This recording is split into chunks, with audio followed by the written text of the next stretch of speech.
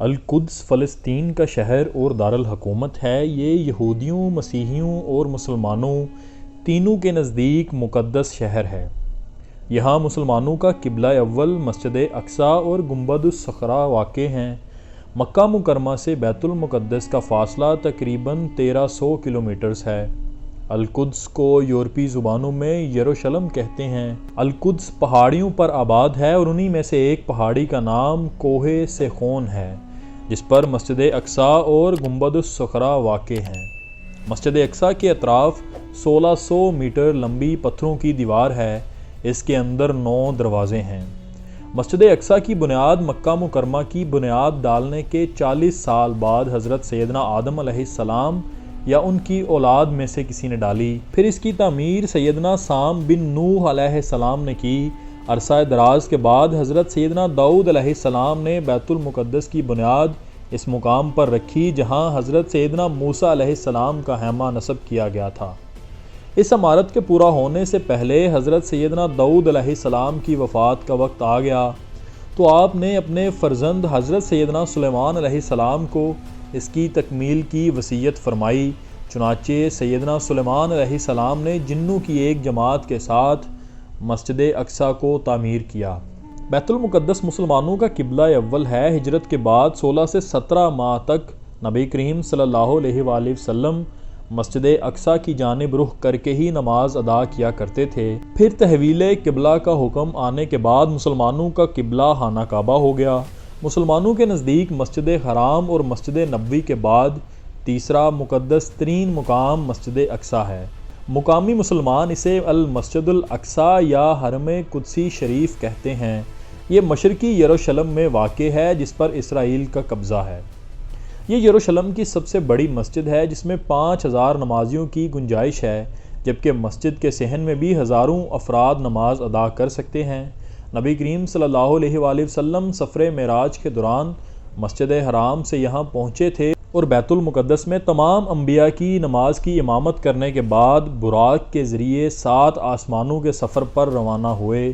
قرآن مجید کی سورۃ الاسراء میں اللہ تعالیٰ نے اس مسجد کا ذکر ان الفاظ میں کیا ہے: پاک ہے وہ ذات جو اپنے بندے کو راتوں رات مسجد حرام سے مسجد اقصیٰ لے گئی، جس کے آس پاس ہم نے برکت دے رکھی ہے، اس لیے کہ ہم اسے اپنی قدرت کے بعض نمونے دکھائیں۔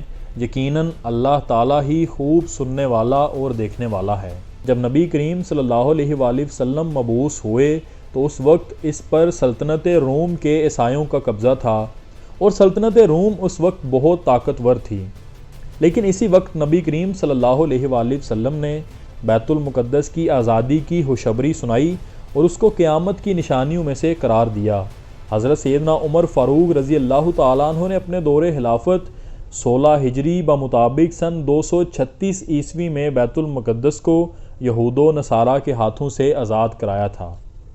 اس دور میں بہت سے صحابہ نے تبلیغ اسلام اور اشاعت دین کی خاطر بیت المقدس میں اقامت اختیار کی۔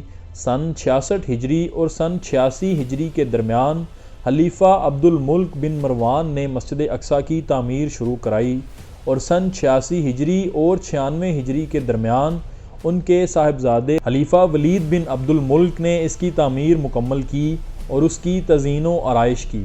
عباسی خلیفہ ابو جعفر منصور نے بھی اس مسجد کی مرمت کرائی تھی۔ بیت المقدس کی یہ مقدس سرزمین تقریباً عباسی دور تک مسلمانوں کے ماتحت رہی۔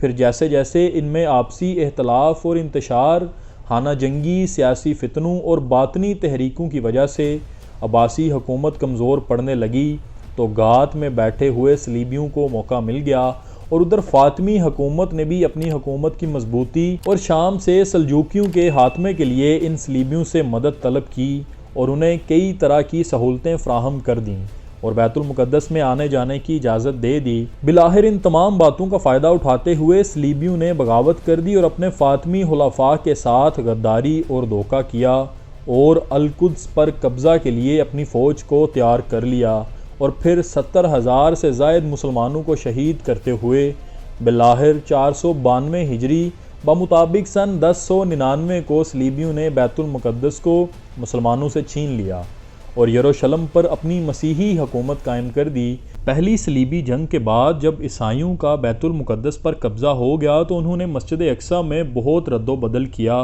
انہوں نے مسجد میں رہنے کے لیے کئی کمرے بنا لیے اور متعدد دیگر عمارتوں کا اضافہ کیا جو بطور جائے ضرورت اور اناج کی کوٹھیوں کے استعمال ہوتی تھی۔ انہوں نے مسجد کے اندر اور مسجد کے ساتھ ساتھ گرجا بھی بنا لیا۔ پھر اس کے بعد سلطان صلاح الدین ایوبی نے قبلہ اول کی آزادی کے لیے تقریباً 16 جنگیں لڑیں اور بالآخر 538 ہجری بمطابق سن 1187 میں سلطان صلاح الدین ایوبی رحمۃ اللہ علیہ نے معرکہ آرائیوں کے بعد بیت المقدس کو صلیبیوں سے آزاد کروا لیا اور مسجد اقصیٰ کو عیسائیوں کے تمام نشانات سے پاک کیا اور محراب اور مسجد کو دوبارہ تعمیر کیا۔ اس طرح 88 سال بعد بیت المقدس دوبارہ مسلمانوں کے پاس آ گیا اور ارض مقدسہ سے عیسائی حکومت کا صفایا ہو گیا۔ اس طرح ارض مقدسہ پر تقریباً 761 برس مسلسل مسلمانوں کی سلطنت رہی۔ پھر پہلی جنگ عظیم دسمبر 1917 کے دوران میں انگریزوں نے بیت المقدس اور فلسطین پر قبضہ کر کے یہودیوں کو آباد ہونے کی عام اجازت دے دی۔ یہود و نصارہ کی سازش کے تحت نومبر 1947 میں اقوام متحدہ کی جنرل اسمبلی نے دھاندلی سے کام لیتے ہوئے فلسطین عربوں اور یہودیوں میں تقسیم کر دیا۔